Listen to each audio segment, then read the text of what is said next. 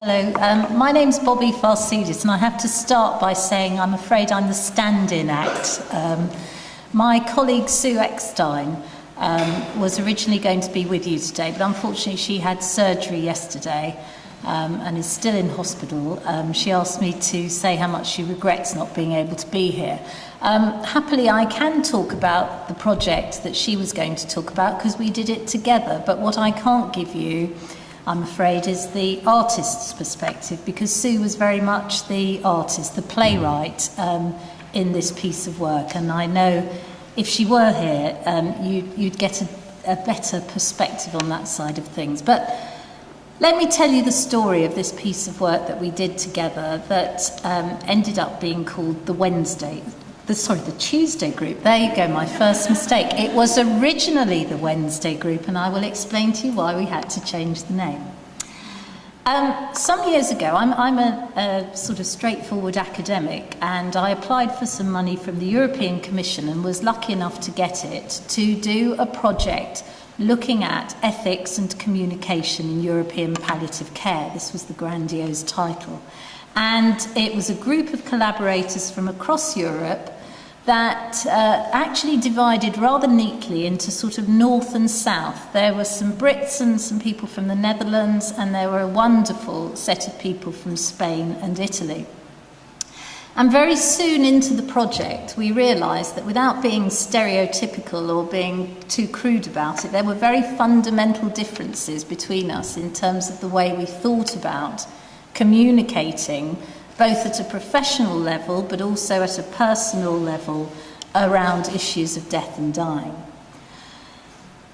In a professional setting, we observed very different approaches, and approaches that many of the people in this room might feel were very anachronistic and outdated by then, around even diagnosis of a life-threatening illness. There was a lot of secrecy and silence. I remember talking to a group of professionals from Cadiz in southern Spain, who were actually the closest they had in that area to the palliative care team. And one of the biggest challenges they had faced was what to put over the door of the building that they inhabited. And they decided on pain relief team, because they thought that this told something of what they did, but had no hint of that awful subject of death around it. And we also realised, as our work together developed, that unfortunately the Brits had a rather unhelpful reputation of being a bit know-it-all around palliative care. Were seen to think of themselves as the pioneers, the people that could tell everybody else how to do it properly. And it's interesting to see, I saw a few nods around the room at that idea. So we knew that if we were going to, within this project, challenge any of the ideas that we observed or the differences that we found a little bit unsettling or challenging, we had to be very careful to do it in a way that just didn't, again, look like us coming in and saying, oh, well, you've got that all wrong. This is the way to do it. So these were the things that we were thinking about when we came to another realisation. We'd done lots of interesting things in this project. We'd done a literature review to see how people wrote about the issue of truth-telling and honesty within a clinical setting, and whether anyone had ever done any research to see whether it was a good thing or not. That was an interesting project that got us absolutely nowhere. We had brought together professionals in each of the countries that we'd worked in and got them to talk about the things that were difficult for them. We tried to run a survey, I remember, in Italy on terminal sedation, because we thought there's a big juicy topic. The only problem was nobody would fill in our questionnaire, and this was the professionals. But the thing we realised we didn't have at all in our project was the patient voice, or the user voice. The people who were actually being cared for by this complex and interesting use of professionals we were getting to know in the Netherlands, in Britain, in Italy and Spain. And at that point, one of the collaborators on the project, Barbara Monroe, recently Dame Barbara Monroe, Chief Executive of St. Christopher's Hospice in London, remembered something. She remembered that over the years, they had kept and stored all the written notes or transcripts from their patient support group that took place every week in the hospice. And she said, there's at least 10 years worth of material there. She said, perhaps we could look at that and analyse it and see what sort of themes and issues come out. We were still very much thinking in a quite academic, at this point, qualitative research way about the project. And I said, well, that sounds absolutely fantastic, but is it ethical?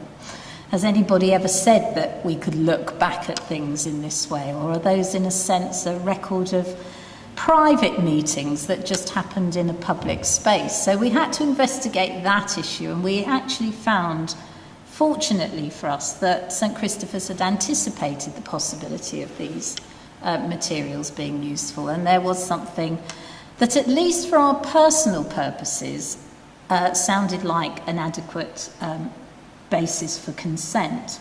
However, I still felt uncomfortable about taking ownership of these transcripts as a bit of academic property. But Barbara put them all in a box, or got a PA to do so beautifully neatly, and they arrived at my house in Brighton one summer's day. And I took the box into the garden and sat on the garden bench, and my idea was just to sort of have a flick through. And of course, 2.5 hours later, I was halfway down this box of treasures, and it was absolutely amazing. The notes had been always written by a social worker who would sit in on the group, in part to facilitate discussion, but it soon became clear that facilitation wasn't really needed to any great extent, but also to be there should anybody get upset or become too ill to stay. But they were a range of social workers, and they had a range of styles of noting what went on. Some, I'm sure, were doing an MA in some sort of qualitative research at the same time, because the notes were almost verbatim and wonderfully enriched by sort of ethnographic observation. Others were much more workaday and sketchy. And the social workers came in and out, and it soon became clear that actually these notes weren't really going to work for the sort of research that Barbara had initially thought of. So I kept reading and I put them away, but I couldn't forget about them, and I couldn't see them as useless. In fact, these voices had started to emerge from these papers that I thought it would actually be very wrong for me to ignore. And then I remembered that my friend and colleague Sue Eckstein was really spending every spare hour of her day on her great passion of writing. And she'd recently been to Sussex University, in fact, and done further courses and was exploring playwriting. And specifically, she was interested in writing for radio.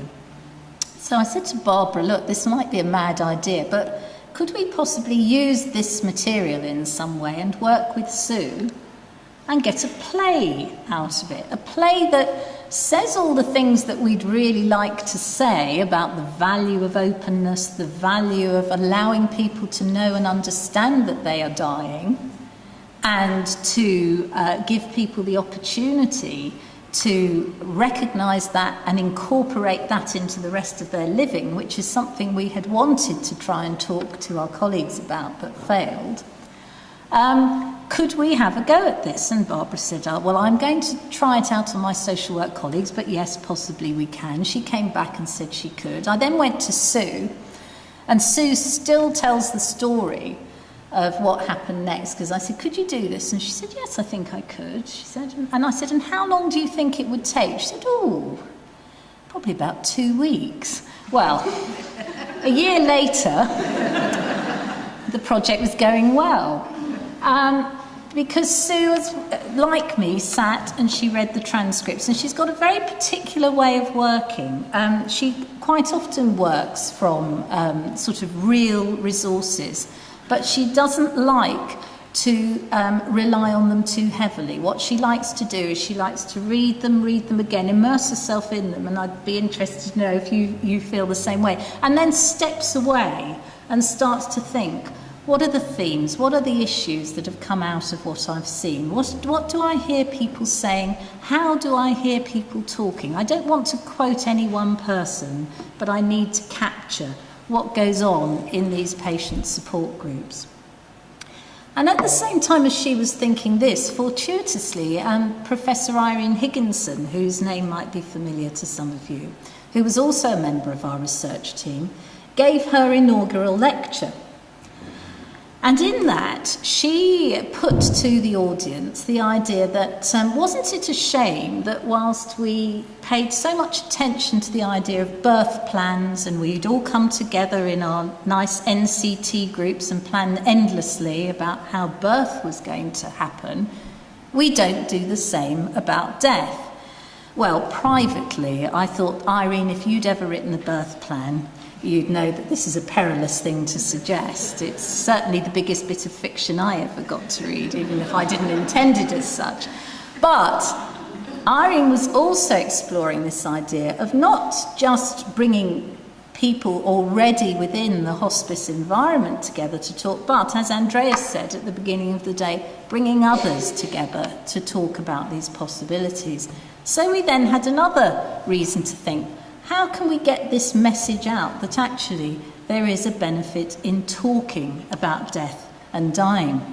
So when Sue started to write the play, she was very strategic, and she wrote it in 5 15-minute segments. And if any of you are Radio 4 junkies like I am, you're probably ahead of the game and working out that we had the last 15 minutes of Woman's Hour very much in mind as a slot for this play. Actually, the play was eventually performed in London. Time Out took it up as their pick of the week. The house was full. There was laughter, there was tears, there was amazing feedback.